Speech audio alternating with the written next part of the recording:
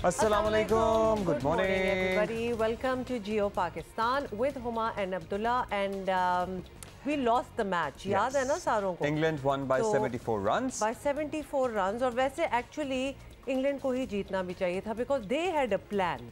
मतलब लिटरली उनका खेल देख के उनके टेम्परामेंट्स देख के लगता था कि वो आए हैं जीतने के लिए, उनके पास एक प्लान है, कोई आउट ऑफ द बॉक्स सोचना और उसको उसी तरीके से इम्प्लीमेंट भी करना। मतलब हमारे स्टार प्लेयर्स मोहम्मद रिजवान भी ये कहने पर मजबूर हो गए कि ऐसा दलेराना फैसला इससे पहले टेस्ट क्रिकेट में उन्होंने नहीं देखा। ना सिर्फ दलेराना फैसला लिया इंग्लिश टीम ने, बल्कि उसको बेहतरीन तरीके से पाया, तकमील तक भी पहुंचाया। अब हम अफसोस करें या जो मर्जी करें, लेकिन फैक्ट यही है कि इस टेस्ट सीरीज़ का पहला टेस्ट मैच पाकिस्तान हार गया है। ना होम ग्राउंड का एडवांटेज मिला, ना होम क्राउड का। कोई एडवांटेज तो था ही नहीं ना फॉर पाकिस्तान। मतलब होगा डेफिनेटली, लेकिन Pakistan didn't see it that way, और वो पहले दिन से उनके प्ले से समझ आ गई थी, पता चल गया था। और एक्चुअली इंग्लैंड प्लेयर्स के प्ले से भी पता चल गया था that they have come here मगर to win. हुमा मुकाबला तो दिल नातवा ने खूब किया, हमने भी कोशिश तो की थी। मतलब अब ऑब्वियसली अब्दुल्ला खेल रहे हैं तो कुछ ना कुछ तो निकल ही जाएगा, but I'm sorry. इतनी कोई बेदली से कहने की जरूरत नहीं थी कि खेल रहे हैं तो कुछ ना कुछ करेंगे। The problem is that I would like to see us win always, and we don't win always. और उसके बाद फिर वो क्यों नहीं जीतते, वो टेम्परामेंटली ऑफ सिचुएशन भी नजर आना स्टार्ट हो जाती है। एंड आई एम सॉरी, हमारे बैटर्स क्यों नहीं है? अच्छा, मैं इसमें ये भी एक बहुत जो लोग हमें सुन रहे हैं जिंदगी का उन्हें सबक देना चाहूंगा कि you don't always win, it's okay if you lose as well. और ये एक बहुत बड़ा आपके लिए मसला बन सकता है जिंदगी में अगर आप हमेशा ये ठान के बैठ जाएं कि मैंने तो जीतना ही है, जैसे कि कुछ हमारे सियासी रहनुमाओं का भी ये मसला है। आपको पता है सियासी मैंने कहा ये कुछ हमारे साथ वाले लोग मेरी तरफ नहीं, मुड़ गए। कुछ हमारे सियासी रहनुमाओं का भी ये मसला है कि जब वो हारते हैं तो फिर वो तस्लीम नहीं कर पाते। तो हमें इस हार को तस्लीम करना चाहिए और फिर इससे सीख कर आगे बढ़ना चाहिए। एक तो ये मसला हो गया, मतलब मसला ही था हमारे लिए तो ये पहला टेस्ट मैच। दूसरा मसला जो हम आपसे डिस्कस करना चाहते हैं और हम अहलियाने लाहौर से मुखातिब होकर ये कहना चाहते हैं कि अब आने वाले इलेक्शन कैंपेन में आप ज़रूर ये मद्देनज़र रखिएगा या मलूज़े खातिर रखिएगा कि कौन है जो आपके शहर के इस स्मॉग के मसले को हल करने के लिए एक प्लान के साथ सामने आया है। क्योंकि अब काफ़ी साल हो गए हैं इस पे बात करते हुए, अब लाहौर जैसा खूबसूरत शहर, शहरों का शहर इनहेबिटेबल होता जा रहा है। लोगों को डॉक्टर्स एडवाइस कर रहे हैं कि आप ये शहर छोड़कर चले जाएं। पता है ये बात बिल्कुल नई नहीं है, या तो आउट ऑफ नोवेयर एकदम से हुआ ना कि भाई हमारे इतने मसले मसाइल हैं, ऊपर से ये ऊपर से मसला जो है ये बहुत सालों का है, इसका कोई हल निकल आना चाहिए था। और आपने बहुत अच्छी बात की है कि जब हम अपने लीडर इलेक्ट करते हैं, जब वोटिंग का सारा टाइम आता है, हम ऐसी बातों को जो लिटरली रोज़मर्रा की हमारी ज़िंदगी पे असर करती हैं हम तरजीह क्यों नहीं देते। ये चीज़ें एक big part of the manifesto in political parties का क्यों नहीं होती। मतलब छोड़ दें बाकी कुर्सियाँ और क्या, हम आएंगे और हम ही लेके चलेंगे मुल्क को आगे। फॉरगेट एवरीथिंग, क्या लेके आगे जाना चाहते हैं आप? पहले मुल्क के हालात तो ठीक करें, पहले उस पर तो बात हो, पहले जम के सारे, क्योंकि everybody is invested in it. कोई ऐसा नहीं है जो स्मॉग की एनवायरनमेंट की बात हो रही हो और कहे जी ये इंपॉर्टेंट नहीं है, आगे चलो ये हमारी। एवरीबडी नोज़ कि ये पॉइंट्स जो हैं, ये टॉपिक्स जो हैं, ये इश्यूज जो हैं, ये बहुत इंपॉर्टेंट है, इस पे तो पहले बात हो जाए जी। और ये बड़ा डूएबल है। वेरी राइट अबाउट अभी हम आपको बता दें कि एयर क्वालिटी इंडेक्स में आलूदा तरीन शहरों में लाहौर अभी भी एज वी स्पीक पहले नंबर पर है, दिल्ली है दूसरे नंबर पर, और दिल्ली ने लाहौर बना ली है। लाहौर पहला, न्यू दिल्ली जो है वो दूसरा, कराची माशाल्लाह तीसरा। तो हम भी बहुत पीछे नहीं हैं आपसे। So let's see and let's hope कि जो हमारी सियासी पार्टियां हैं और पर्टिकुलरली पंजाब का दारुल खिलाफा दारुल हुकूमत है लाहौर, तख्त लाहौर जिसे कहते हैं, जिस पे कब्ज़ा करने या जिस पे हुक्मरानी करने के सब ख़्वाहां होते हैं, उसके लोगों की सेहत के लिए कौन संजीदगी से सोचता है। क्योंकि अभी तो सिर्फ आँखों का मसला, शोबे चश्म वगैरह है ना, 10-15 साल डाउन द लेन लोगों को ये बताया जाएगा डॉक्टर्स की तरफ से, भाई लाहौर में रह रहे कि इस तरह के कैंसर अब ज़्यादा हो रहे हैं। और आपको पता अल्लाह ना करे, लेकिन आपको पता है ना कि ये चीज़ें बाद में पता चलती हैं कि जो उस वक्त जो हो रहा था उसके ये असरात है। हम अभी से बोल रहे हैं कि ये कुछ हो रहा है, तो लिहाजा प्लीज़ इस पे तवज्जो दी जाए। और चूंकि आप मसलों की बातें कर ही रहे थे तो एक और मसला आपके सामने रख देते हैं। जैसे कि इमरान खान के हुक्म पर असेंबलियाँ टूटेंगी या नहीं, मतला साफ नहीं हो रहा। हर चीज़ हम ज़रा एनवायरनमेंट से कनेक्ट करेंगे तो मतला बिल्कुल अभी साफ नहीं है। चौधरी परवेज़ इलाही पुराने सियासी खिलाड़ी होने का भरपूर सबूत जो है वो दे रहे हैं और वो ये तो कहते हैं कि इमरान खान के कहने पर पंजाब असेंबली तोड़ देंगे, लेकिन साथ ही बता रहे हैं कि फ़िलहाल ऐसा होना मुश्किल है। क्या चौधरी परवेज़ इलाही के दिमाग में क्या है, खुद पीटीआई के लिए समझना भी मुश्किल हो रहा है। परवेज़ इलाही एक ही सांस में इमरान खान के गुण गाते हैं और साथ ही उनके फैसले को सियासी सूझबूझ से आरी कहते हैं। उस्मान बुज़दार जैसे इमरान खान वसीम अकरम प्लस करार देते थे। चौधरी साहब के नज़दीक बुज़दार साहब ने सिर्फ वक्त ज़ाया किया है और बड़ा अल्टरनेटिव इसका होता तो शायद पंजाब के अवाम के लिए बेहतर होता। क्या फ़र्क पड़ता है, इस पर भी गलती तस्लीम करके माफ़ी मांग लें या ये कह दें कि हमसे गलती हो गई, क्योंकि गलत फैसलों की एक तवील फहरिस्त है ना जो इस 23 करोड़ के मुल्क ने भुगती है। हर फैसला जो उठा के देख लें, गलती हो गई, मुझे गलत गाइड किया गया था। ये बातें नहीं होने वाली। रिजीम चेंज की बात हो या इस्टेब्लिशमेंट पर इल्ज़ामात, चौधरी साहब पीटीआई का पूरा बयानिया जो है वो मुस्तरद कर रहे हैं। जनाब परवेज़ इलाही का कमाल ये है कि सब कुछ इतना शुगर कोट करते हैं कि बड़ी से बड़ी कड़वी बात पर भी पीटीआई जो है वो बदमज़ा नहीं होती इनसे। परवेज़ इलाही पहले भी तहरीक इंसाफ के एतमाद को ठेस पहुंचा चुके हैं। तहरीक अदम एतमाद से पहले बहुत सी ऐसी बातें करके, मतलब नैपियाँ चेंज करने तक की गुफ्तगू की गई थी। इसी साल की लिटरली हम बातें कर रहे हैं। आज मेरी बड़ी तवील मुलाकात हुई मोहनस इलाही साहब से और चौधरी परवेज़ इलाही साहब से भी हुई, और फिर मैंने आके उस मुलाकात के ऊपर इमरान खान साहब को भी जो है वो ब्रीफ़ किया है।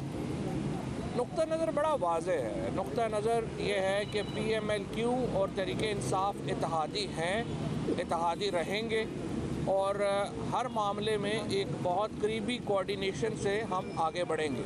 उनका ख्याल ये है कि अगर इसमें कुछ ताख़ीर हो जाए असम्बली तोड़ने में तो कोई हर्ज नहीं है, लेकिन वो ये कहते हैं कि ये फ़ैसला करना इमरान खान का काम है।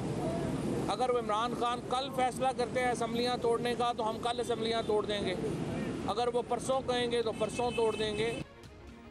अच्छा, आपको बताएं कि ये भी कहा जा रहा है कि चौधरी साहब ने इमरान खान को पंजाब असेंबली तोड़ने का ऐसा खौफनाक सियासी नक्शा पेश किया है कि इमरान खान जो है ना वो बिल्कुल ठंडे पड़ गए हैं। वो जो उन्होंने इतनी बड़ी स्टेटमेंट दी थी और ठंडे पड़ चुके हैं और हो सकता है एक और यू टर्न जो है वो लिया जाए। एक्चुअली उसकी तरफ वो डेफिनेटली जा ही रहे हैं। खैर मामला ऑफ कोर्स लेट्स सी क्या होता है। हाँ, जो भी हो, आपको पता है कि परवेज़ इलाही की वज़ारत आला जो है फौरी जाती नज़र नहीं आ रही। और ये भी by the way we have to mention here कि महज 10 सीटों के साथ वो जिस तरह पीटीआई को हैंडल कर रहे हैं, मतलब तालियां तो बनती हैं अब्दुल्ला से। मतलब ये कमाल की बात है। फिर एक्सपीरियंस सियासतदान होने का ये फायदा तो होता है ना आपको कि 10 सीटों के साथ किस तरह से आप पाकिस्तान का सबसे बड़ा सूबा और उसमें अपनी इत्तेहादी बड़ी जमात पाकिस्तान तहरीक इंसाफ जो इस वक्त मकबूलियत के उरूज पर होने का दावा करती है उसको हैंडल कर रहे हैं। अच्छा जी, सीनियर सहाफ़ी तज्ज़ियाकार इरशाद भट्टी साहब हमारे साथ मौजूद हैं, उनसे ज़रा उनका नुक्ता नज़र मालूम करेंगे। बहुत शुक्रिया भट्टी साहब। चौधरी परवेज़ इलाही ने वाज़ेह कर दिया है अब कि इमरान खान साहब का हुक्म होगा तो असम्बलियाँ तोड़ देंगे, लेकिन वो ये भी समझते हैं कि मुनासिब फ़ैसला नहीं है अभी, it is not the right time. क्या लग रहा है आपको, इमरान खान साहब असम्बली तोड़ने की पोजीशन में हैं या उनके पास ये इख्तियार नहीं रहा? बंदर की बात तो ये है। नहीं, बात इख्तियार की नहीं है। इस वक्त KP खैबर पख्तूनख्वा असम्बली और पंजाब असम्बली की अक्सरियत चाहती है कि हम असम्बली ना तोड़ें। दोनों कहते हैं कि इमरान खान चाहेंगे तो हम असम्बली तोड़ देंगे, लेकिन दोनों की जो राय मांगी इमरान खान साहब ने तो उसमें उन्होंने कहा कि असम्बली ना तोड़ें, नंबर 1। नंबर 2, पाकिस्तान तहरीक इंसाफ के 70 से 80% लोग चाहते हैं कि इमरान खान साहब असम्बली ना तोड़ें। उनका ख्याल है कि हमें सूबों में बैठना चाहिए और मरकज़ जो है, मरकज़ को अपनी कारकर्दगी दिखानी चाहिए और इनकी इतनी बदतरीन परफॉर्मेंस है मरकज़ की कि हमें दिन ब दिन फ़ायदा होगा, बजाय इसके कि हम असम्बली तोड़ें और नए वेंचर में जाएँ।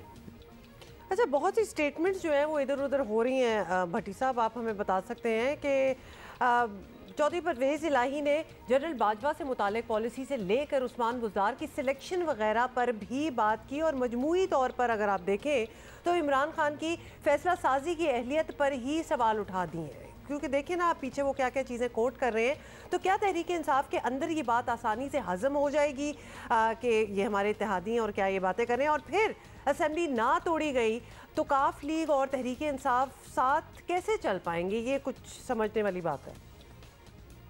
जी बिल्कुल, तहरीक इंसाफ और काफ लीग साथ चलेंगी, और उसकी वजह यह है कि दोनों एक दूसरे के लिए ज़रूरी हैं।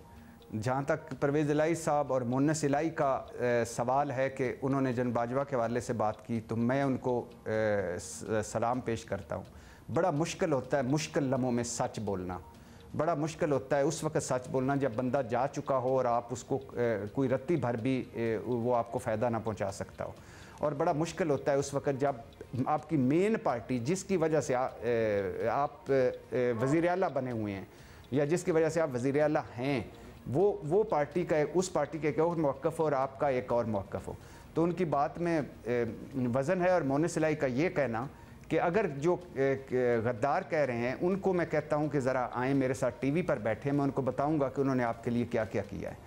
तो ये एक बड़ा मुश्किल लम्हे थे, और मुश्किल लम्हों में जो सच बोलते हैं या सच्ची बात करते हैं वो याद रखे जाते हैं, और इसमें कोई शक नहीं, कोई भी बंदा ना फरिश्ता है ना शैतान है, लेकिन हमारा प्रॉब्लम ये है कि हम आने वाले को फरिश्ता बना देते हैं, जाने वाले को शैतान बना देते हैं।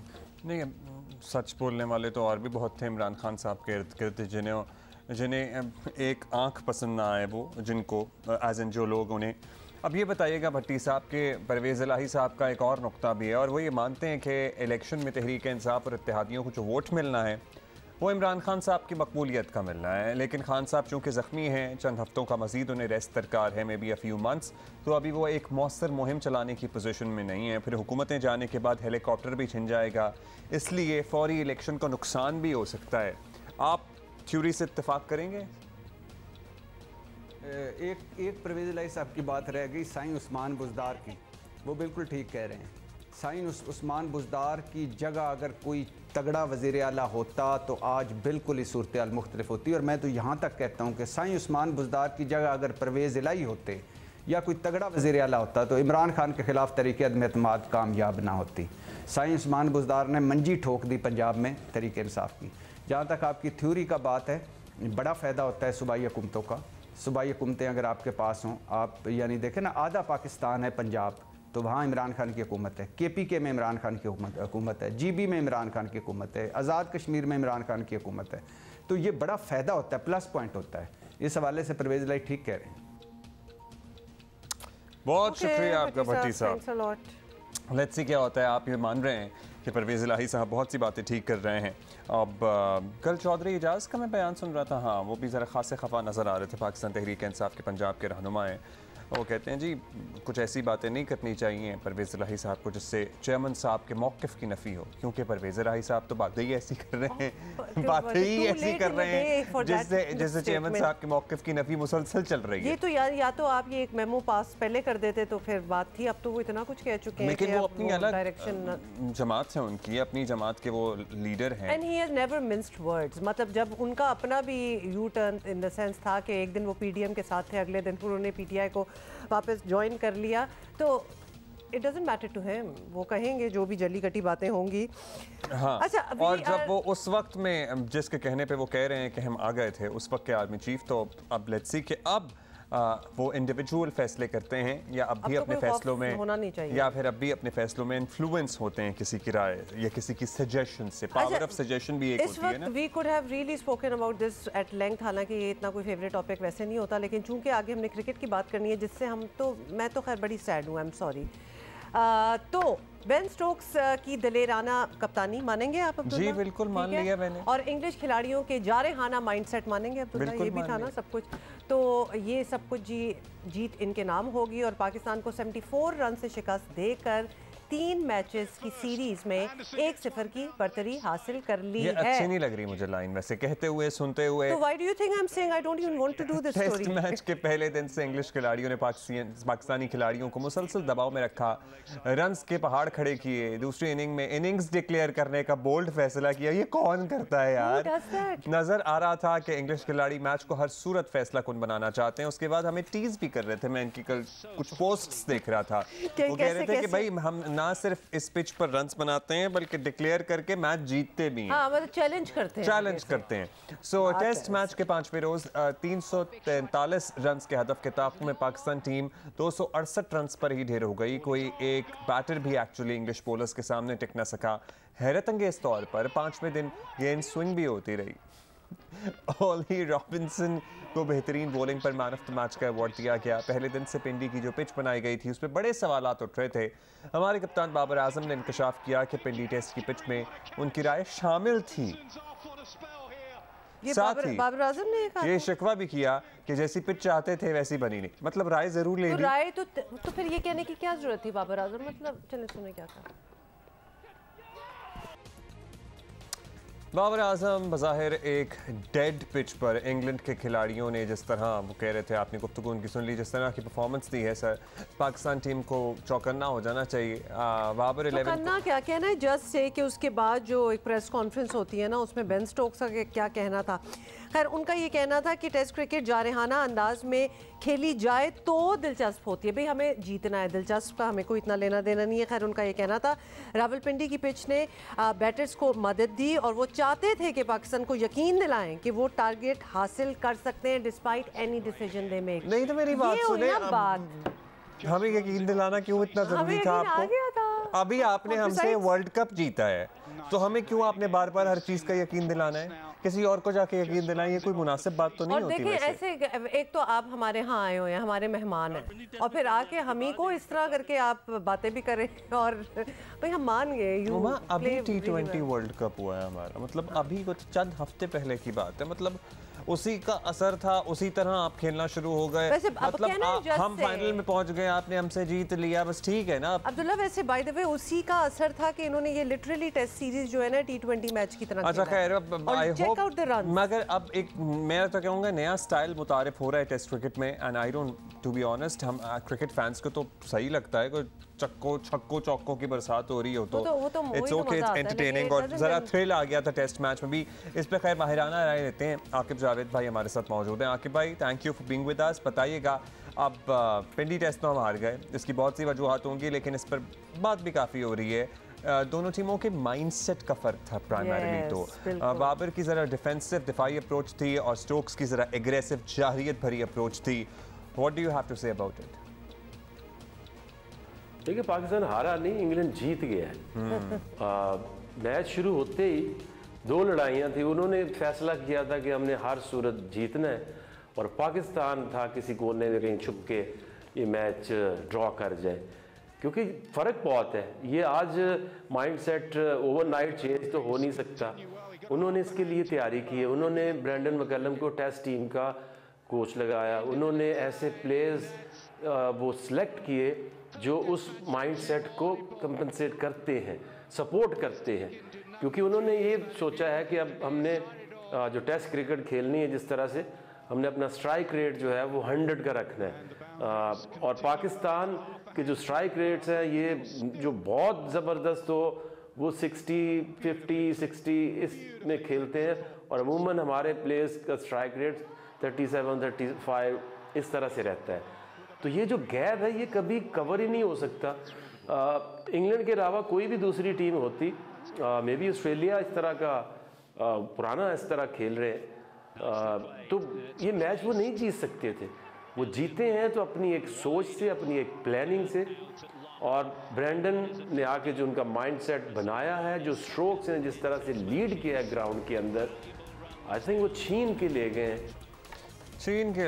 सर्टनली। और जो आप फ़र्क बता रहे हैं, ये फ़र्क कवर करना या फ़र्क को अबूर करना मुश्किल काम था। पहली इनिंग में इंग्लैंड ने 6.5 की औसत से खेला है। सो आप सोचिए कि क्या सूरत हाल रही है। खैर तारीफ तो बनती है।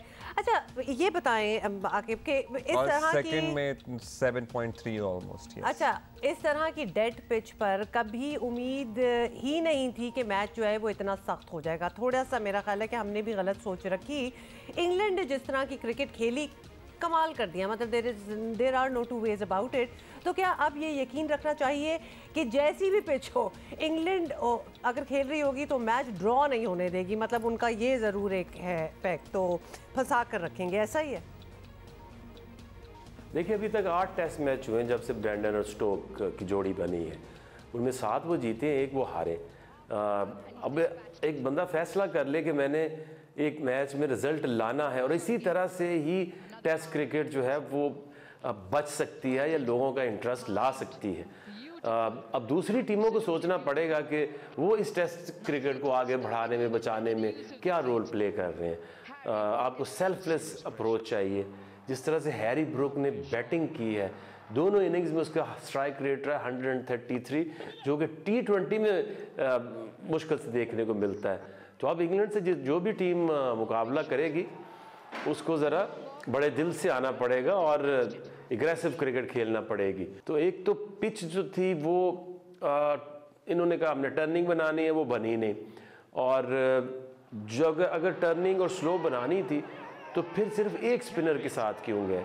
इस मैच में 7 बैट्समैनों की ज़रूरत नहीं थी। आपको एक चाहिए था नवाज़ को खिलाते, एक लेफ़्ट आर्म ऑप्शन आती, क्योंकि उनके लेफ़्ट आर्मर ने पहली इनिंग में 6 विकेटें ली, इसमें भी क्रूशल आखिरी भी विकेट उसी ने ली है।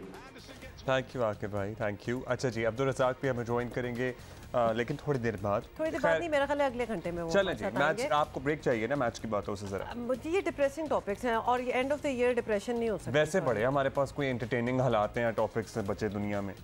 आई विल मेक श्योर कि मैं आपके लिए कोई एंटरटेनिंग चीज़ें लाऊं।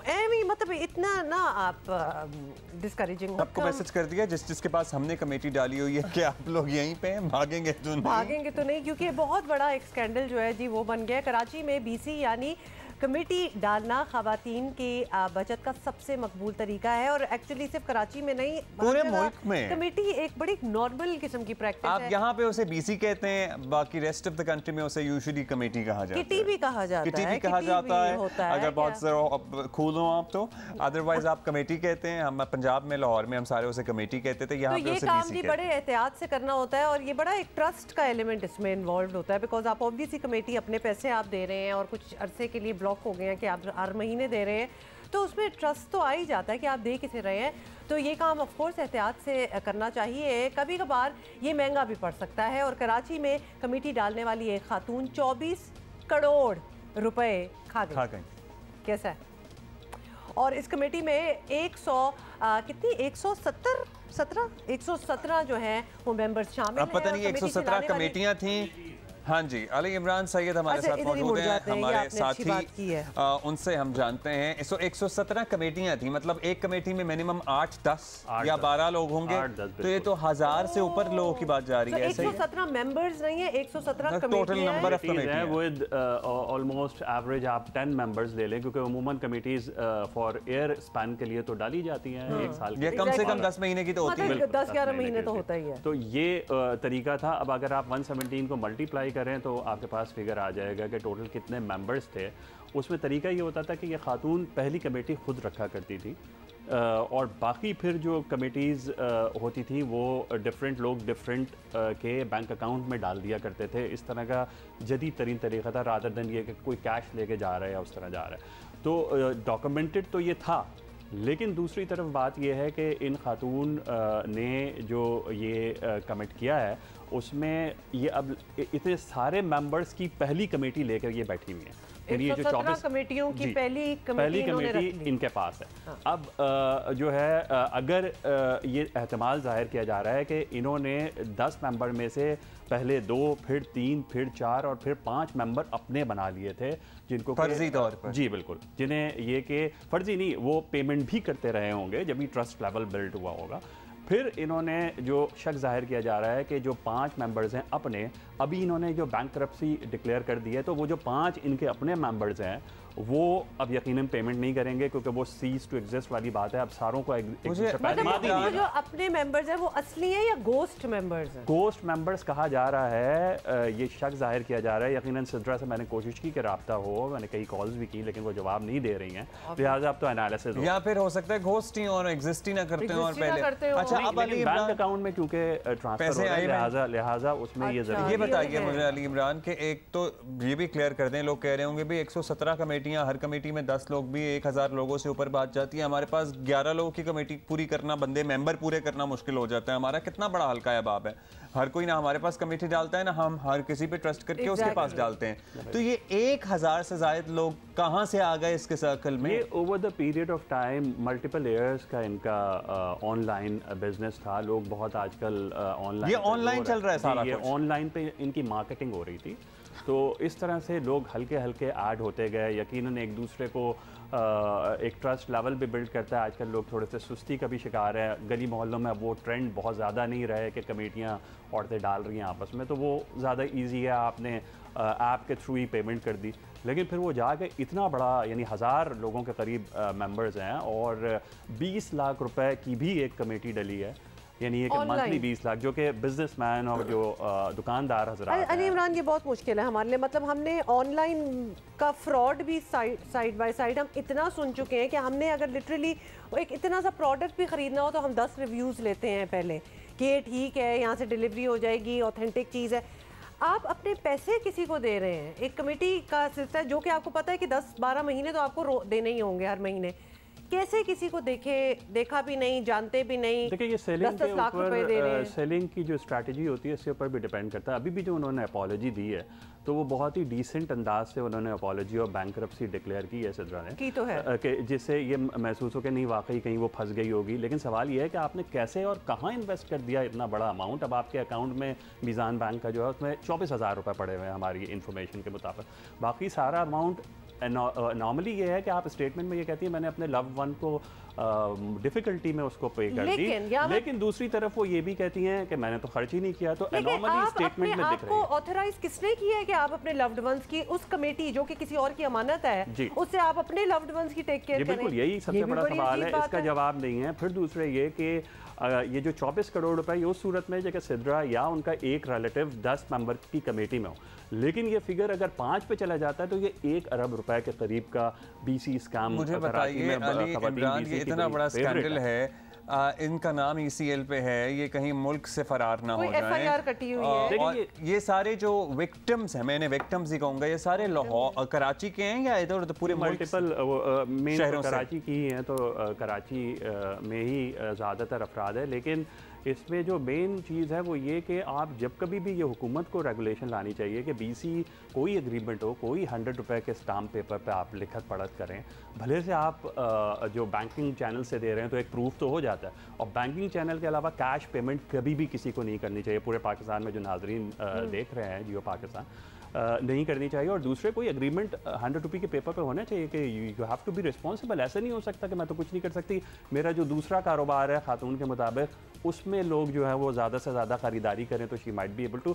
यानी अब वो ना सिर्फ कि पहले मैं तुम लोगों के पैसे लूंगी, पहले आप मुझे और पैसे चलाओ, अब मेरा बिजनेस भी चलाओ, उसमें से भी चीज़ें, मतलब आफरीन है इस बात की। लेकिन बॉटम लाइन ये है कि किसी ने फॉर्मली FIR रजिस्टर कराई है? जी, हमारे नुमाइंदे तला हाशमी से भी मैंने कंफर्म किया तो वो कह रहे हैं कि अभी तक FIA में कोई इन्वेस्टिगेशन नहीं हो रही। जो विक्टिम्स है वो कह रहे हैं हमारा FIA में कोई जानने वाला नहीं है। और ये बिल्कुल बात सही है कि अगर कोई एक आम बंदा जाता है, हमारे यहाँ जो इदारों का हाल है, तो वो बिल्कुल ही जब तक कहीं से सोर्स ये किसकी जुरिस्डिक्शन में आएगा? आई वंडर कि जिन्होंने 20 लाख रुपए महीना दिए हैं वो कैसे चुप करके बैठे हुए? ये FIA ही करेगा, FIA ही इसको देखेगी। लेकिन ये है कि लोग इस बात का भरपूर इत्मीनान करें, जो कोई भी नेक्स्ट टाइम BC डाले को कोई एग्रीमेंट ज़रूर इन प्लेस होना चाहिए। और हुकूमत को भी कोई रेगुलेशन लानी चाहिए कि विक्टिम्स को एड्रेस करें और उनके जो मसला हुआ है इतना बड़ा करोड़ों रुपए का, इसका तो अंदाज़ा भी नहीं हो रहा कि डिपेंडिंग अपॉन के उनके कितने गोस्ट मेंबर्स थे, ये बहुत बड़ा भी स्कैम हो सकता है। बहुत शुक्रिया आपका Ali Imran for being with us. और अगर इफ यू वांट टू सबक आमोज आपके लिए ये स्टोरी रही होगी। अगर आपने if you want to know more about it तो एक हैशटैग भी चल रहा है सिद्रा स्विंडलर के नाम से, तो आप उससे भी आप पता कर सकते हैं। और दूसरा ये जो ऑफिसेज में हम लोग कमेटी डालते हैं, तो जो सुन रहे हैं एक स्टाम्प पेपर आएगा तो अब हम कमेटी देंगे। हालांकि इतना ट्रस्ट है इधर हम लोगों के बीच में, हम भी डालते हैं कमेटी। तो अब मुझे ये सोचना अच्छा, कि बाज़ आगे लोग से कोई ये ना दे। सवाल उठा रहे थे कि भाई आपको इतनी विल पावर नहीं है कि आप वही पैसे अपने अकाउंट में रखें। भाई नहीं है इतनी विल पावर हमें। नहीं, कमेटी का एक मकसद होता है ना, तो वो तो चल तो रही है, तो लेट्स भाई नॉट एक्चुअली क्वेश्चन। भाई लोग कहते हैं भाई नहीं होती हर किसी में इतनी विल पावर कि वो जो पैसे आपने बचाने हैं वो अलहदा से एक अकाउंट में रखे रहें, उसके 10 महीने बाद आप उसको इस्तेमाल करना शुरू कर दें। So I generally I am in favour of committee and BCs जो भी होता है सारा सिलसिला। How do you give your money to somebody that you have not even seen? आप हाँ, जानते ये ही बात नहीं और आप समझ नहीं आती। 10-10 लाख रुपए कैसे दे सकते हैं?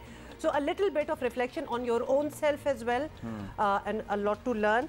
हम फॉलो करेंगे इस स्टोरी को भी to see where it actually goes. हुआ आपको पता है मैं स्ट्रेस में आ गया हूँ। सारी डाली हुई कमेटियाँ याद आ रही हैं जिसमें से अभी तक एक भी नहीं मिली है। एक भी नहीं मिली? नहीं, मैंने एंड के लिए रखी हुई हैं। और तो भाई मुझे वो वो इतनी बेहतर डाली लगता कहाँ है। हुई है आपने कमेटियाँ? मैंने आपको अभी एक लेटेस्ट जो डाली है वो भी बताया था ना, जिसमें आपको मैंने राग़िब करने की कोशिश की थी और हुई नहीं। शुक्र है मैं नहीं हुई। एक तो आसान नहीं है मुझे किसी चीज़ की तरफ लेके जाना, लेकिन एक कमेटी तो मैंने भी डाली हुई है, बट वो तो हमारा ट्रस्ट है, सर्कल ऑफ ट्रस्ट में हम चल रहे हैं। अच्छा जी, अभी हम एक ट्रिब्यूट देंगे। आज मशहूर कव्वाल अजीज़ मियाँ की वर्सी है, उन्हें याद करेंगे। 17 अप्रैल 1942 में दिल्ली में पैदा हुए। बचपन उनका मीरठ में गुजरा। असल नाम था उनका अब्दुल अजीज़ मियाँ। उनका तक़िया कलाम था जो बाद में उनके नाम का हिस्सा ही बन गया।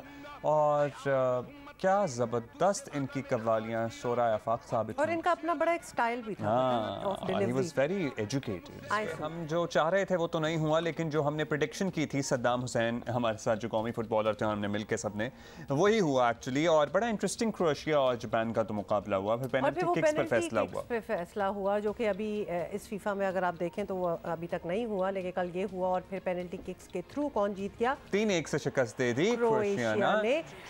मुझे गम ये था कि जापान देखो हार गया, जापान क्रोएशिया का था, हार भी गया, फिर भी स्टेडियम साफ करके जाएंगे बिकॉज वो है। अच्छा, और एक तो आप पहले दुखी हो, फिर आप स्टेडियम भी साफ कर रहे हो। वो उनका इंस्टिंक्ट में है ना, मेरा स्टेडियम ख्याल है साफ कि करना, वो खुशी मिलती होगी इस काम करने से। इससे उनको जरा सुकून आता तसल्ली होगा, और तसल्ली आता होगी, तसल्ली होगी। अच्छा जी, दूसरा जो मैच था वो था pre quarter final between Brazil and south Korea. And obviously 4-1 से आउट क्लास करते हुए ब्राज़ील ने क्वार्टर फाइनल में जगह बना ली है। और फतह का जश्न मनाते हुए फिर ब्राज़ीलियन लेजेंडरी खिलाड़ी फुटबॉलर पीले की तस्वीर वाला बैनर मैदान में ले आए। और पीले इन दिनों अलील हैं और अस्पताल में ज़ेर इलाज भी हैं। और पूरी कौम को ये पैगाम दिया भाई फिर ब्राज़ीलियन खिलाड़ियों ने और इनके फैंस ने कि वो इनसे कितना प्यार करते हैं।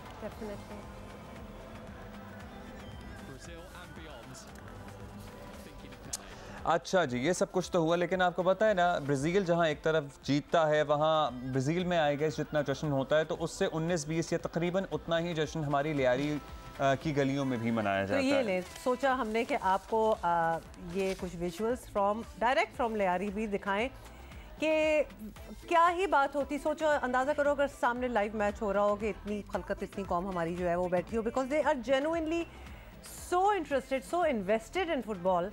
और खास तौर पे जब ब्राज़ील की टीम हो, खास तौर पे जब ब्राज़ील। अच्छा जी, सीएम सिंध मुराद अली शाह भी पहुंच गए इस दौरान। उन्होंने कहा कि मैं क्यों अकेले, यू वांट टू एक्चुअली, जब क्रिकेट भी हम देख रहे होते हैं तो हमारा दिल तो चाहता है ना कि कहीं कोई मजमा होना चाहिए। If we are not in the stadium तो सीएम साहब के साथ भी ये उन्होंने कहा मैं क्यों अकेले बैठ के देखूं। आतिशबाजी भी की गई फिर ब्राज़ीलियन टीम के मैच जीतने पर।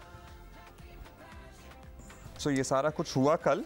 अच्छा जी, आज के मैचेस में आपको जल्दी से बता दें कि 2 क्वार्टर फाइनल मुकाबले आज खेले जाएंगे। Spain versus Morocco and Portugal versus Switzerland. बड़े तगड़े होने वाले हैं मुकाबले। ये दोनों आज होंगे मैचेस और टाइमिंग्स वगैरह तो अब तक आपको समझ आ ही गई होगी।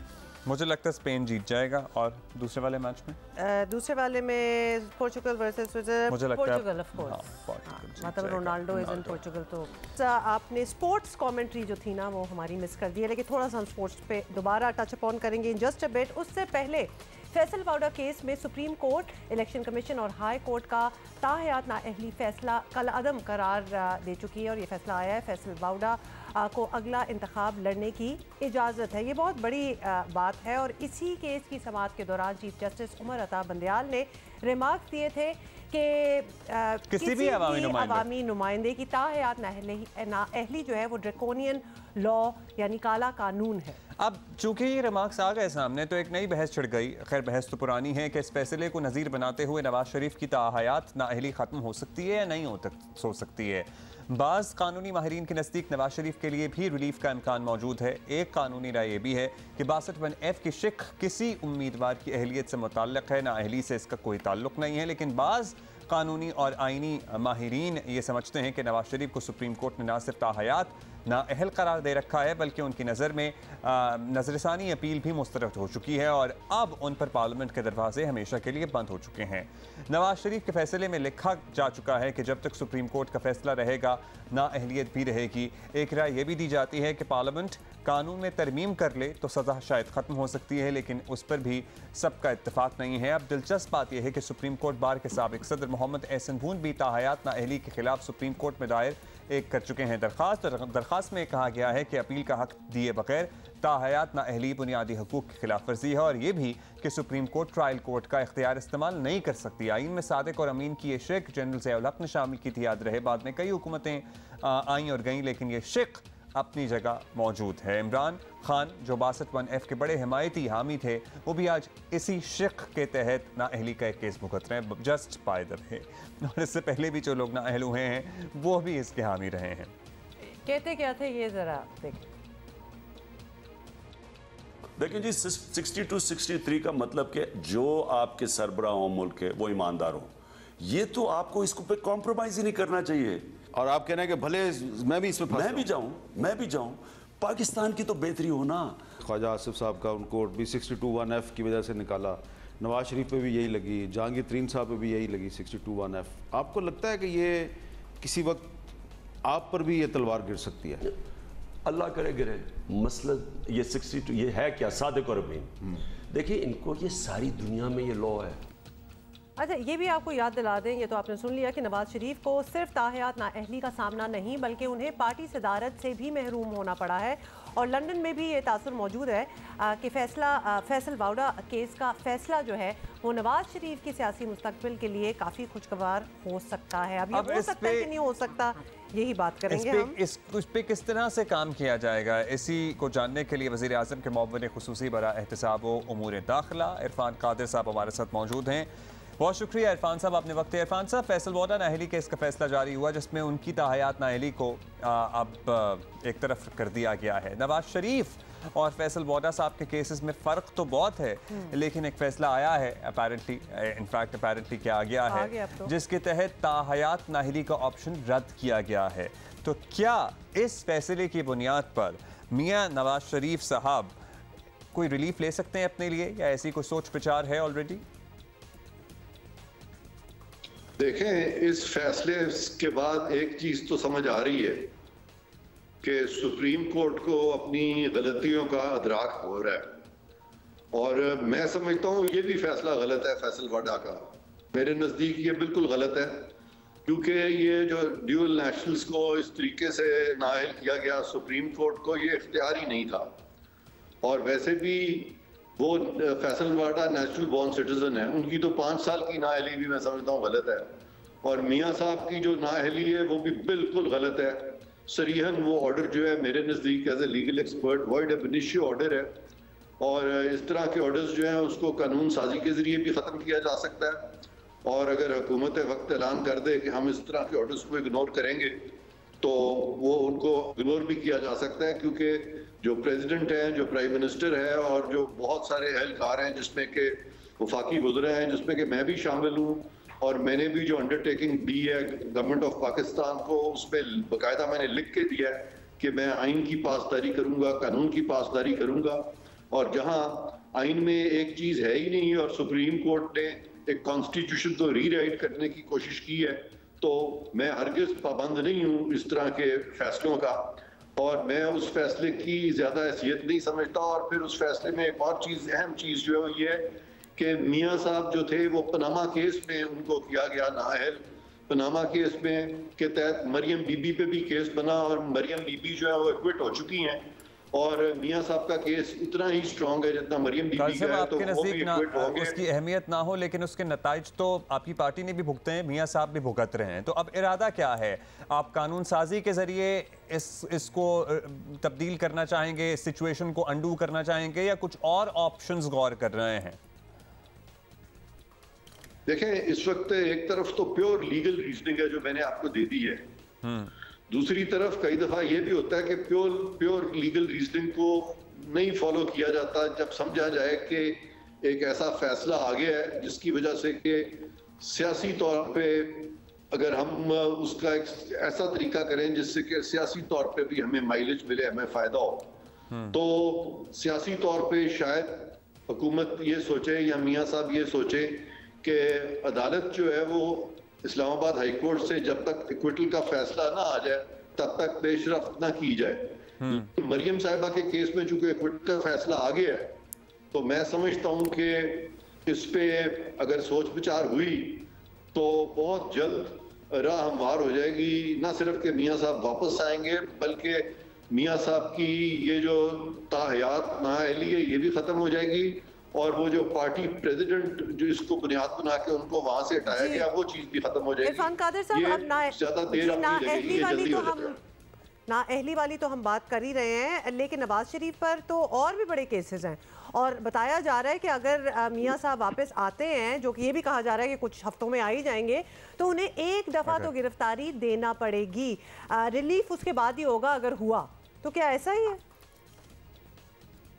नहीं, मेरा नहीं ख्याल कि उनको को गिरफ्तारी देना पड़ेगी, बल्कि मैं समझता हूं कि कोर्ट्स को खुद ही अब जो हालात हो चुके हैं उनको देखते हुए उनको कंफर्ट देना चाहिए कि वो आए और उनका केस इस्लामाबाद हाई कोर्ट में लगे, क्योंकि वो केस अब एक्विटल का है। वो सारा पनामा केस जो जिस तरीके से वो उसमें फैसले आए हैं, वो तमाम चीजें जो हैं वो अब यानी वो जो एक सुपर स्ट्रक्चर बनाया गया था वो काफी हद तक वो कमजोर हो चुका है, गिर चुका है काफी हद तक। जैसे मैंने मिसाल दी कि मरियम बीबी के केस में उन्होंने कह दिया कि कोई एविडेंस ही नहीं है उनके बेनिफिशियल ओनर होने का। मियां साहब के बारे में भी बिल्कुल यही सूरत हाल है कि तो कोई क्या एविडेंस, राहदारी जमानत लेंगे, क्या होगा सर? जी, राहदारी जमानत लेंगे, क्या होगा फिर?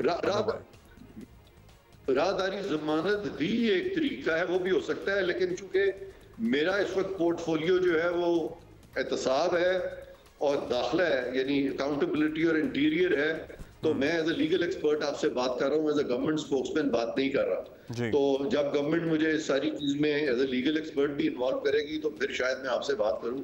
फिलहाल मैंने जो भी राय दी है आपको वो मेरी जाती राय है। अच्छा, आप चूंकि एहतसाब, चलें आज आप गवर्नमेंट स्पोक्समैन के तौर पे बात नहीं कर रहे, लेकिन अगर आपके एहतसाब के उमूर से मुताल्लिक हम एक सवाल कर लें, चाहे वो घड़ियों की खरीदो फरोख्त तोशा खाना वाला मामला हो या अलकादर यूनिवर्सिटी वाला मामला हो, कोई प्रोसीडिंग्स आगे बढ़ने के इम्कानात आपको नज़र आ रहे हैं, या बस प्रेस कॉन्फ्रेंसेस और बयानात और बातें ही होनी है इस सिलसिले में? मेरा ख्याल है जो रेलेवेंट फोरम्स हैं वो इंडिपेंडेंट हैं और उनमें हमने कभी मुदाखलत नहीं की है सच। बाकी जहाँ तक मेरा ताल्लुक है as special assistant to the prime minister on accountability, तो बजाते खुद तो मैं इस चीज़ के हक में ही नहीं हूँ कि किसी किस्म की विच हंटिंग की जाए, लेकिन अगर जेन्युइन केसेस कोई हमारे इदारे जो हैं FIA नैब में कोई मामला हैं तो वो तो बिल्कुल पाया तकमील तक पहुँचने चाहिए और अकॉर्डिंग टू लॉ पहुँचने चाहिए, और इंशाल्लाह they will reach a logical conclusion very soon.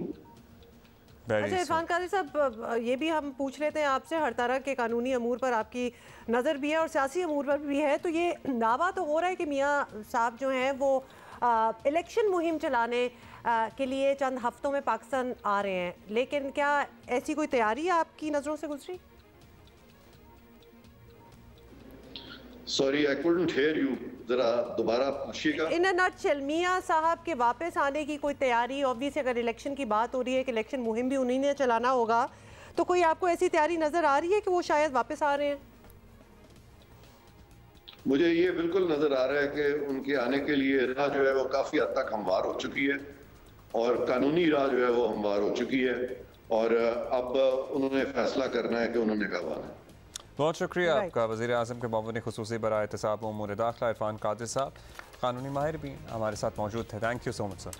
अच्छा जी। Now if you guys missed, हमने थोड़ा सा तबसरा किया था अबाउट द क्रिकेट, जो कि किसने हमें आकिब भाई थे ना हमारे कि साथ। हमारी लॉस नहीं है, उनकी जीत है। हाँ, वो हम हारे नहीं है, वो जीते हैं। रिमार्केबल तरीके से वो जीते हैं इंग्लैंड। तो इस वक्त हमें अब्दुल रज़ाक साहब ने ज्वाइन किया, उनसे मेरा ख्याल है बात कर लेते हैं। और पहला सवाल तो मेरा ख्याल है यही बनेगा कि पाकिस्तान सीरीज़ का पहला मैच हार गया इतने दिनों बाद। कितनी हमें उम्मीद थी। क्या समझते हैं हमसे क्या गलती हुई है, कौन जिम्मेदार है शिकस्त का? जिस तरह की पिच बनाई गई, पाकिस्तान टॉस हारा, उन्होंने जिस तरह बैटिंग की, कि वो तो इंग्लैंड की टीम है, हमें बेहतर पता होना चाहिए कि हमारी पिच का कैसा बिहेवियर होना चाहिए, पर उन्होंने जिस इंटेंट से खेले, पहले दिन आप देखें कि 81 ओवर में 500 रन के करीब उन्होंने बना दिए। ये हिस्ट्री में फर्स्ट टाइम हुआ है। बहरहाल वो भी पहला दिन भी गया। उसके बाद पाकिस्तान की जब बैटिंग आई तो पाकिस्तान ने बड़ा अच्छा कमबैक किया और 3 सेंचुरियां हमें देखने को मिली। वेल प्लेड, बैट्समैनों को दिया जाता है कि जी आपने बड़ा अच्छा खेला। और बात फिर वही है कि आप टीम के लिए खेल रहे हैं या अपने लिए खेल रहे हैं, या क्या आप अपने स्ट्राइक के लिए खेल रहे हैं या अपनी एवरेज के लिए खेल रहे हैं। तो यही चीजें हैं, हमें इन चीजों को खत्म करना है। इंग्लैंड ने हमें ये लेसन दिया है कि आप आए ग्राउंड में और टीम के लिए खेलें। अच्छा ये बताइएगा अब्दुल रज़ाक भाई कि अब शिकस्त तो हो गई हमें, लेकिन सीरीज़ के पहले मैच में ही पता चल गया कि इंग्लैंड एक और ही मूड में है, मतलब कोई और ही अंदाज से वो टेस्ट क्रिकेट खेल रहे हैं और हम अपने मुखालिफ को दबा कर भी रखते हैं। पाकिस्तान को वापस इसी अंदाज में जवाब देना होगा या हमारा अपना अंदाज ही ठीक है? और अगर ये हमारा अंदाज बड़ा और अगर आप समझते हैं कि अटैकिंग हमें क्रिकेट खेलनी होगी तो फिर इफ्तिखार शादाब वगैरह होते तो फिर बेहतर ना होता? देखिए बात ये कि डोमेस्टिक क्रिकेट भी चल रही है, वहाँ पे भी यही मैसेज दिया जाता है कि आप अपनी अप्रोच को ठीक करें, इंटेंट आपकी ठीक होना चाहिए। 100 ओवर में आपको 400 रन मैक्सिमम आपने बनाने हैं। तो ये तो एक सिलसिला चल रहा है और ये है कि अब इस लेवल पे जो मैनेजमेंट है उनको भी मैसेज देना चाहिए कि जी जो रिक्वायर है सिचुएशन के मुताबिक वैसे ही आपको खेलना है। पाकिस्तान दूसरी इनिंग्स में ड्रॉ की नीयत से गया, उसकी इंटेंट से कि हम ड्रॉ करेंगे, पर आप ड्रॉ करते करते भी आप देखें 3.12 की एवरेज से आपने 81 ओवर्स में आपने रन बनाए थे। ये अभी पिच आपको बता रही थी कि पिच जितनी स्लो है, आप डेड खेलने की कोशिश कर रहे हैं पर फिर भी 3 की एवरेज से आप स्कोर कर रहे हैं। तो अगर थोड़ा सा पॉजिटिव खेलते तो मैं समझता हूँ कि इंग्लैंड ये टेस्ट मैच हार सकता था। मतलब हमारे तो औसत में इतना फर्क था। वो 6-7 पे थे, पहली में 6 में, दूसरी में 7 अबव और हम पहली में 3 अबव, ऑलमोस्ट 3.25 और दूसरी में 2.7 थे हम औसत पे। अब हम उसकी बात करेंगे जो होने वाला है। अब अच्छा, हो गया उस पर मजीद क्या आप तबसरा करना। तो बात ये है कि 3-4 दिनों में अब मुल्तान में मैच जो हैं वो शुरू हो जाएंगे। अब मुल्तान की क्या पिच बनाएंगे वो तो अल्लाह ही जानता है कि कैसी होगी। लेकिन इतला है कि शाहीन अफरीदी के साथ साथ हारिस रऊफ भी अब अवेलेबल नहीं होंगे उन मैचेस के लिए। तो ये कौन हमें स्टोक से, इन सारों से कौन बचाएगा? क्या होगा हमारे साथ? वेरी क्लियर, ये पिच को छोड़ देना चाहिए और बॉल और बैट की बात करनी चाहिए कि आप कितनी जान मारेंगे, कितनी एफर्ट करेंगे, कितना पॉजिटिव खेलेंगे, आपकी इंटेंट क्या होनी चाहिए। मैं नहीं समझता है कि पिच पे बात करनी चाहिए, पिच पे ग्रास होना चाहिए या नहीं होना चाहिए, या डेड होनी चाहिए या स्लो होनी चाहिए या ब्रेक होना चाहिए। ये जो नेगेटिव इम्पैक्ट पड़ता है आपका। और ये क्रिकेट ऐसी है कि अगर आप पॉजिटिव लेते हैं, अगर आप पूरी टीम को एक मैसेज देते हैं कि आपने एफर्ट करनी, जान मारनी, जैसे भी पिच हो, तो मैं समझता हूँ वो फिर आपका फोकस ज्यादा टीम के लिए होगा और अपनी परफॉर्मेंस के लिए होगा, तो जिससे पाकिस्तान टीम को फायदा पहुंचेगा। हमने अपनी रेटिंग अच्छी करनी है। रेटिंग अच्छी करने के लिए ऐसे नहीं होता कि आप पिच का सहारा लें और पिच को ऐसा कर देंगे जी पिच के मुताबिक हम खेलेंगे, पिच को ऐसा बनाएंगे, पिच की वजह से हम जीत जाएंगे। तो हमने ये ऐसी क्रिकेट नहीं खेलनी। जैसी भी पिच हो, आपको एक प्रॉपर टेस्ट मैच वाली पिच देनी चाहिए। ठीक है जी, thank you so much Abdul Razzaq भाई। खैर मशवरे तो चलते ही रहते हैं और पता है क्या जो खेल रहा होता है ना, तो वो बिल्कुल सही कह रहे हैं। हाँ बीइंग प्रोफेशनल आप ठीक कह रहे हैं, लेकिन उस वक्त जो सिचुएशन में होता है ना, आई वंडर उन्हें मशवरे कितने अच्छे लगते होंगे। वैसे नहीं अच्छे लगते होंगे, वो तो मतलब हमें देखते भी नहीं होंगे वैसे, लेकिन फिर भी हमारे तो मुफ्त मशवरों का सिलसिला यूं ही जारी है। अच्छा जी, वज़ीर आज़म शहबाज शरीफ ने पाकिस्तान और इंग्लैंड की क्रिकेट टीमों के एजाज़ में एक तकरीब दी, जहाँ अपने खिताब में उन्होंने पिंडी टेस्ट की कामयाबी पर इंग्लिश टीम को मुबारकबाद दी। मतलब मैं वही सोची थी, हमारे को तो नहीं दी होगी, उन्हीं को दी होगी। और इंग्लिश कप्तान बेन स्टोक्स की सलाब मुतासरीन की इमदाद पर उनका शुक्रिया भी अदा How किया। nice is that? Nice. वैसे ये एक्चुअली बड़ी कमेंडेबल बात थी और पूरी सीरीज़ की जो उन्होंने फ़ीस थी वो पाकिस्तान के सैलाब मुतासरा लोगों के लिए डोनेट करने का ऐलान किया।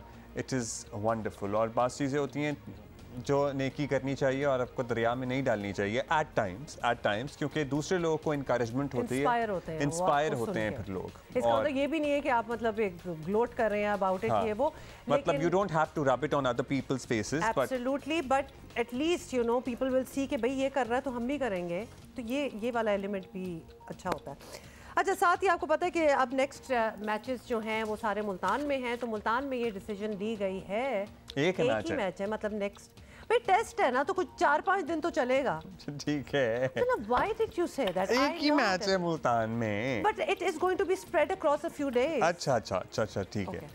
तो कहना ये था, तो उसके दौरान में जो सारे एजुकेशनल इंस्टीट्यूट्स हैं ना मुल्तान में, वो 11 बजे बंद हो जाए। बेस्ट ये, मैं तो आप जा क्यों रहे हैं अगर 11 बजे बंद ही हो जाना है? तो ये और बहाउद्दीन ज़करिया यूनिवर्सिटी में इवनिंग क्लासेस भी नहीं होंगी, मतलब बच्चे तो वैसे ही हॉलीडे सीजन है, ईयर एंड है, किसी का पढ़ने का दिल नहीं चल रहा होता, खानदान में 600 लोगों की शादियां भी चल रही होती हैं, 600 लोगों की शादियां, ठीक है।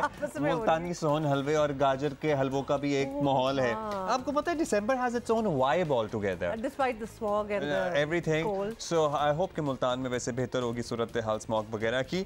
सो 9 से 14 दिसंबर तक नवा शहर चौक से SP चौक तक सड़क भी ट्रैफिक के लिए बंद रहेगी। हमने यहाँ पे पूरा ट्रैफिक प्लान आपके लिए लिख के रखा हुआ है। और नवा शहर से डेरा अड्डा जाने वाली सड़क भी मुकम्मल तौर पर बंद रहेगी। भाई हमें तो बस यही पता था कि 11 बजे तक आपके स्कूल जो यूनिवर्सिटीज़ हैं वो बंद हो जाएंगी, छुट्टी टाइम। सो वैसे इंग्लिश खिलाड़ियों को मुल्तानी सोहल हलवा जो है ना वो ज़रूर ट्राई कराना चाहिए। आई एम श्योर कराया जाएगा ही। भाई वो अपना शेफ कुक लेके आए हैं साथ, जो भी होगा वो उसी के थ्रू, उसकी सुपरविजन, नहीं मतलब हर चीज़ पैकेट में निकाल पहले ही सबको आपको पता है ना, उससे पहले लाहौर मैच से पहले उन्हें वायरल इन्फेक्शन हुआ था, पिंडी मैच से पहले। हाँ, लेकिन आपको पता है ना कि वो उसके बाद जो उन्होंने अपना प्ले दिखाया, जो उन्होंने हमारा हाल किया है, मुझे तो ही शक है कि कुछ नहीं हुआ था। ये सिर्फ हमें बताया जा रहा था कि वो तो बीमार हैं और बड़ी वीक स्टेट में, और हम चौड़ हो गए। हमने कहा ठीक है भाई आओ खेलो हमारे साथ, तो उन्होंने तो हमें मेरी बात सुनने पता नहीं, ये भी हमारे डाउट है ना कि उनको नज़ला था या पेट खराब। मेरा वैसे मुझे आत्मी तौर पे पता लगा था कि there were some stomach issues, virus थी उनको, वायरल था जो कि आधे मुल्क को हुआ हुआ है इस वक्त। जुकाम नहीं आपने अपना वो प्याज वाला टोटका देना चाहते हैं ना दोबारा, please, we are not talking about that. तो अच्छा जी, हमने आपको बताया था ना कि हारिस रऊफ नहीं होंगे इस मुल्तान टेस्ट में अवेलेबल। सो खबर ये है कि वो अब अपैरेंटली टेस्ट सीरीज़ में ही नहीं अवेलेबल होंगे। इनको टांग की दाएं जानिब जो है वो दबाव महसूस हो रहा है और तर्जुमान PCB का ये कहना है। हाँ एग्जैक्टली। रावलपिंडी टेस्ट के पहले रोज़ हारिस रऊफ की MRI स्कैन भी किए गए थे और जल्द इन्हें लाहौर रिहैब प्रोग्राम में शिफ्ट कर दिया जाएगा, वहाँ उनका रिहैब शुरू हो जाएगा। So he is basically unwell, unfit. So this is all according to तर्जुमान PCB और this is not good because already आपको पता है कि हमको खास हमारा इतना नहीं चल रहा प्ले, और अब शाहीन शाह अफरीदी तो ऑलरेडी नहीं थे, हारिस रऊफ भी नहीं होंगे, तो I don't know who is going to bowl. अच्छा जी, अच्छा अभी हम आगे बढ़ेंगे और एक इंटरेस्टिंग चीज़ है जो हमने आपसे डिस्कस करनी है। आपको पता है हम अब ज़्यादा रिलाई करते हैं जो प्लास्टिक बॉटल्स होती हैं पानी की उनके ऊपर, और समझते हैं बड़ा सेफ और साफ़ पानी है, लेकिन कहीं ना कहीं हम सबको ये अंदाज़ा है कि जो प्लास्टिक है ये भी पानी में साथ साथ मिल रहा होता है, चाहे वो 19 लीटर वाली बड़ी बोतलें हों या फिर वो छोटी छोटी 500 ml वाली बोतलें हों जो हम इस्तेमाल करते हैं रोज़मर्रा अपनी मैंने ये कभी सोचा नहीं, मैंने सोचा है एक्चुअली, मैंने नहीं सोचा, मैंने सोचा इतनी और ज़िंदगी में टेंशन्स हैं, जो पानी खरीद के ला रहे हैं साफ़ सुथरा लग रहा है शक्लन, उस पे क्यों शक किया जाए, लेकिन एक्चुअली उस पे इसलिए हम शक कर रहे हैं क्योंकि उसमें भी प्लास्टिक कहीं ना कहीं आपकी चीज़ों में, खाने में डिज़ोल्व हो रहा होता है। सो अब सनती दौर के बड़े फ़वाइद हैं, लेकिन बिलाशुबा इंसानों की सेहत के लिए एक चैलेंज है, और यही वजह है कि हर किस्म की आलूदगी से पाक माहौल के लिए कोशिश भी हो रही है। वैसे इंसान सोचता है ना कि जितनी कामयाबी हासिल की है, जितने हम मॉडर्न हुए हैं, हम अल्टीमेटली ऑर्गेनिक चीज़ों की तरफ वापस जाना चाहते हैं, तो ये सारा सफ़र बिल्कुल बेजाई गुजरा है। अच्छा, तो ऐसी ही एक और कामयाब बात हम आपको बताते हैं, कामयाब कोशिश ऑस्ट्रेलिया में ज़ेर तालीम पाकिस्तानी तालिब इल्म मोहम्मद हारिस इनका नाम है, और उन्होंने की है, और ये ऑस्ट्रेलिया की RMIT यूनिवर्सिटी में केमिकल एंड एनवायरमेंटल स्टडीज जो हैं उसमें PhD कर रहे हैं, तो इनको तो पता ही होगा ये क्या बात कर रहे हैं। और हारिस ने पानी में से प्लास्टिक की नज़र ना आने वाली जो क्या है मिलावट होती है, आमेजिश होती है, हाँ। जिसे माइक्रोप्लास्टिक का नाम दिया जाता है, इसे अलहदा करने का एक हैरत अंगेज तरीका अच्छा, ये सारी रिसर्च हम तो आपको समझाते रहेंगे, लेकिन बेस्ट ये है कि हारिस जो कि हमें मेलबर्न से आज ज्वाइन कर रहे हैं वो खुद बताएं। Mohammad Haris, thank you so much, आपने हमें ज्वाइन किया है। मतलब एक पानी जैसी चीज़, मतलब चल ही रहा था सही, आपने कैसे ढूंढ लिया उसके अंदर भी माइक्रोप्लास्टिक्स? जी, बिस्मिल्लाहिर्रहमानिर्रहीम। First of all thank you very much, आपने मुझे इनवाइट किया अपने शो के ऊपर। तो पानी में जो माइक्रोप्लास्टिक कंटेमिनेशन है वो एक ग्लोबल इशू है बेसिकली, और इसके ऊपर जदीद दुनिया में काफ़ी इस पर बातचीत भी होती रहती है। एक अंदाज़न तकरीबन आप कह लें कि 40 मिलियन टन जो माइक्रोप्लास्टिक या प्लास्टिक के ज़रात हैं वो ओशन में हर साल जाते हैं।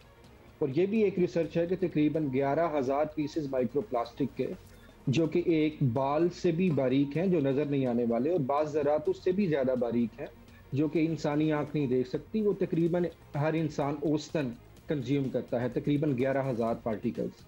तो ये एक इट्सेल्फ एक काफ़ी बड़ा प्रॉब्लम है जो कि एक्वाटिक लाइफ के लिए भी लाइफ थ्रेटनिंग है और इंसानों के लिए भी बहुत बड़ा इशू है।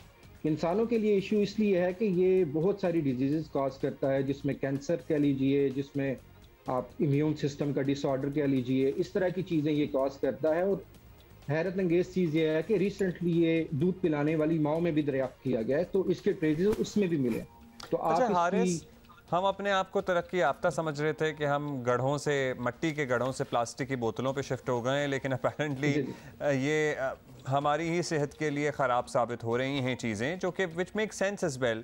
सो प्रॉब्ली हम मट्टी के गढ़ों पर तो वापस ना जा सकें, लेकिन इस प्लास्टिक को अपने अंदर कंजम्पशन से कैसे बचा सकते हैं? जो आपने तरीका दरियाफ्त किया इससे बचने का, क्या है ये? देखिए, मेन चीज़ तो ये है कि प्लास्टिक की कंजम्पशन को ही कंट्रोल किया जाए, जो कि इम्पॉर्टेंट चीज़ है। और दूसरा ये है कि जो लिटरिंग है उसकी और जिसको उसका सेफ डिस्पोजल ना होना एक दूसरी वजह है। लेकिन इस सब के बावजूद यकीनी तौर पे ये मुकम्मल तौर पे तो हल नहीं है, तो उसका हल हमने इस तरह से निकाला है कि हमने एक पाउडर बनाया है जिसमें एक मकनातीसियत आप कह लें कि एक प्रॉपर्टीज़ भी हैं।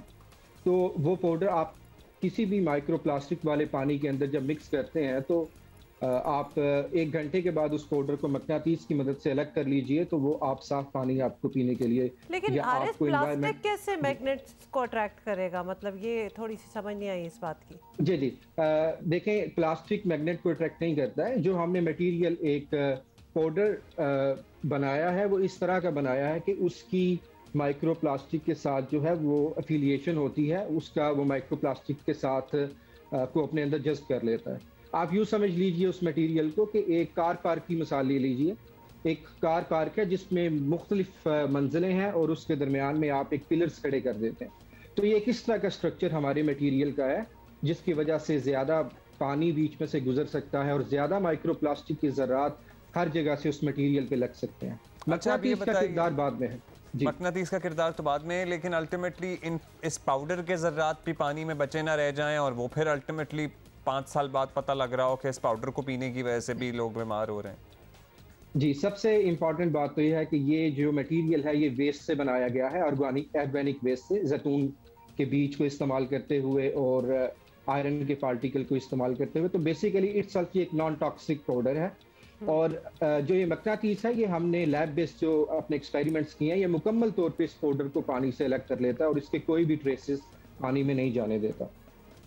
That can be revolutionary वैसे। That can be, लेकिन अब ये सारी रिसर्च तो आपने कर ली, इजादात भी हो गई, व्हाट्स नेक्स्ट? ये बहुत इंपॉर्टेंट सवाल है। नेक्स्ट यही है कि हम इसको अपस्केल करना चाहेंगे और इसको कमर्शियल लेवल के ऊपर लेके आना चाहेंगे, क्योंकि अभी तो ये एक लैब बेस्ड चीज़ थी, एक प्रूफ ऑफ कॉन्सेप्ट था कि ये मटेरियल ऐसे काम कर सकता है। तो अभी यही है कि हम एक पोटेंशियल इन्वेस्टर्स और इंडस्ट्री पार्टनर्स या गवर्नमेंट ऑर्गेनाइजेशन जो हैं, हम उनको देख रहे हैं कि वो हमारे साथ कोलैबोरेट करें और हम उस चीज़ को लेके तो आगे चलें। अच्छा, आप चूँकि एक तरक्की याफ्ता मुल्क में पढ़ रहे हैं, वहाँ पे आपका ये आइडिया या आपकी ये रिसर्च इसको कितनी पजीराई मिल रही है, या how much people are interested in this, in buying this idea? देखिए यहाँ पे तो ये बहुत बड़ा कंसर्न है माइक्रोप्लास्टिक की कंटेमिनेशन का, और लोग बड़े वेल अवेयर भी हैं। तो जैसे ही हमारी यूनिवर्सिटी की तरफ से न्यूज़ ब्रेक हुई तो एक यहाँ के सबसे बड़े मीडिया चैनल की तरफ से भी हमारा टीवी इंटरव्यू किया गया, और इसके अलावा दुनिया में 400 से ज़ायद डिजिटल मुकामात के ऊपर पब्लिश काम अभी तक किया जा सका, जिसके लगभग 135 मिलियन से ज़ायद व्यूज़ हैं, और इसे मुख्तलिफ ज़ुबानों में तर्जुमा करके भी शाया किया गया। तो इस यहाँ से आप इसकी मकबूलियत का अंदाज़ा लगा सकते हैं। You are the first one Haris जिसने कॉन्सेप्ट इंट्रोड्यूस किया, या फिर मुख्तलिफ लोग इस फील्ड में काम कर रहे थे और उसी काम को आपने आगे बढ़ाते हुए इसमें एक फर्दर स्टेप लिया है? देखिए ये काम बहुत अपनी इन्फेंसी के ऊपर है, इस पर बहुत ज़्यादा काम अवेलेबल नहीं है, लेकिन जो थोड़ा बहुत अवेलेबल है वो भी कोई इतना कॉस्ट इफेक्टिव नहीं है, इतना सेफ नहीं है, और मुकम्मल तौर पे माइक्रोप्लास्टिक को रिमूव नहीं करता। तो इस लिहाज से जो हमारा ये आप मटेरियल कह सकते हैं कि वो हर लिहाज से आउट परफॉर्म करता है, अगर कोई इससे मिलता जुलता मटेरियल अवेलेबल भी है। इसमें तो जो फिल्ट्रेशन, ये जो पानी साफ करने वाली कंपनियां बड़ी बड़ी मल्टीनेशनल भी हैं, उनको भी बड़ा फ़ायदा हो सकता है। जी बिल्कुल हो सकता है, बिल्कुल। और सबसे ज़्यादा फ़ायदा तो देखें इंसानों का है अल्टीमेटली, और ख़ुसूसन उन माओं का जो दूध पिलाने वाली माएँ हैं, और मतलब ये हर लिहाज से एक विन विन सिचुएशन है, एनवायरनमेंट के लिए भी और आम लोगों के लिए भी। बहुत शुक्रिया Haris, I hope you succeed, और होपफुली इसको लोग सीरियसली लें और इस पे एक्चुअली काम हो, और ये जो प्लास्टिक की कंटेमिनेशन का इशू है इसका कोई सोल्यूशन आ सके। हम कुछ चीज़ों में ना बात करते हुए बहुत आगे बढ़ जाते हैं। मेरा ख्याल है कि अभी हम इसी बात पे राज़ी हो जाएं कि हमने अपना ट्रैश जो है, इवन इंडस्ट्रियल हो या हमारे घरों का हो, उसकी डिवीज़न किस तरह करनी है। हम सारा कूड़ा एक जगह पे फेंकते हैं, हमने क्या आगे सोचना कि रिसाइकलिंग भी एक चीज़ होती है, एनवायरनमेंट को भी ठीक रखना होता है। कल को यही सारी चीज़ें हम ही को आके तंग करेंगी। हम इतना तो कर लें कि हम अपनी ट्रैश डिवीज़न कर लें, कुछ ब्रेक डाउन कर लें, बड़ी अच्छी बात की है। चलें हम लेट अलोन के हम अभी और आगे जैसे लाहौर में आपको पता है बहुत पहले ही ट्रैश मैनेजमेंट सिस्टम मुतारिफ करवा दिया गया था, तो मेरा ख्याल है कि उससे एक स्टेप फर्दर ले लेना चाहिए था, क्योंकि अब दुनिया में तमाम ही तरक्की याफ्ता ममालिक में अपना कूड़ा अलग करके आपको देना पड़ता है, और उसकी डिवीजन से आपके पैसे बचते हैं। इनफैक्ट आप उल्टा पैसे कमा सकते हैं, एनर्जी मिल सकती है, और बेताशा जैसे कहते हैं ना लामहदूद फवायद हैं जो आप इस छोटे से काम से हासिल कर सकते हैं। रॉकेट साइंस काम नहीं है। इवन हाउसवाइफ जो है ना, कि अगर वो भी सीख लें कि जब ट्रैश डिवीजन हो रही होती है तो कांच कहाँ फेंकना है, पेपर किधर जाता है, और बाकी चीजें वो लिटरली 2-3 में ही डिवीजन हो जाती है। बेसिकली जो खाने पीने की अशियाएं वो एक जगह जा रही होती हैं, प्लास्टिक की चीजें एक जगह जा रही होती हैं, और बच्चे वो भी आपकी लीड लेके इस बात को समझ जाएंगे। लेकिन और बच्चों के लिए तो बड़ी अच्छी एक्टिविटी हो सकती है ये। कराची के इलाके लाठी में 7 साल बच्ची से ज्यादती और कत्ल की गुत्थी सुलझ गई है। रियाज उर्फ काका मुन्ने नामी कातिल का पता चल गया है, जिसका क्रेडिट फोरेंसिक एक्सपर्ट्स को जाता है। और एक चीज़ वाज़ेह है कि पुलिस को जराइम की इन्वेस्टिगेशन के लिए रिवायती और फरसूदा तरीक़ों से अब जान छुड़ानी होगी, क्योंकि दुनिया बहुत पहले छुड़ा चुकी है, और मुलजिम की शनाख्त मुलजिम के भाई और बेटे के DNA से हुई है। मुलजिम अब तक मफरूर है। 100 से ज़ायद अफराद के DNA नमूने भेजे गए थे। जामा कराची की लैब ने 2 दिन में नतीजा मैच करके दे दिया है। फोरेंसिक तहकीकात न सिर्फ पुलिस का वक्त और पैसा बचाती हैं, बल्कि इंसाफ की फराहमी में भी मुआविन साबित होती हैं, और यही वजह है कि अब अदालतें भी फोरेंसिक तहकीकात पर जोर दे रही हैं या देती हैं। हमारे साथ ही तला हाशमी हैं हमारे जी साथ। बिल्कुल तला, आपके पास हमेशा जवाब होते हैं। ये बताएं कि ये 2 अलग अलग केस हैं जिनमें जदीद टेक्नोलॉजी का इस्तेमाल जो है वो करके पुलिस मुजरिमों तक पहुंची है। तो DNA वाला मामला काफ़ी मुश्किल लगता है, इस मुलजिम तक पहुंचाना कैसे मुमकिन हुआ, मतलब ये कनेक्शन कैसे बनी इसकी? अब साइंस ने तमाम काम नहायत आसान कर दिया। अब ये हुआ ऐसे कि जब इस बच्ची को अगवा किया गया, ज़्यादती की गई, तशद्दुद किया गया, और फिर उसके बाद कत्ल करके इसकी लाश को फेंक दिया गया, तो इसके DNA सैंपल्स लिए गए, वो स्वैब्स लिए गए, और फिर उसके बाद तकरीबन 100 से ज़ायद ऐसे मशकूक अफराद थे जिनका DNA सैंपल लिया गया, जिन पर पुलिस को शक था, जो बच्ची के घर के करीब रहते थे, जो बच्ची की फूफी के घर के करीब रहते थे, और जहाँ से बच्ची की लाश मिली वो जो मुलजिम हैं वो वहाँ पे उसके घर के करीब रहते थे। पुलिस को शक ऐसे हुआ कि ये जो मुलजिम है रियाज उर्फ काका मन्ना, इसने जब ये वारदात की और अब ये श्योर हो गया है क्योंकि ज़ाहिर DNA मैच कर गया है, जब उसने वारदात की तो इससे बच्ची का जो नमाज जनाजा है वो अटेंड किया, नमाज पढ़ी और उसके बाद गायब हो गया जब इसको पता चला कि बच्ची की मुल्ज़मान की तलाश शुरू कर दी गई। ये उसी तरह हुआ जिस तरह सियालकोट वाक़े में हुआ था। Alright, so that's it for today, we will see you tomorrow.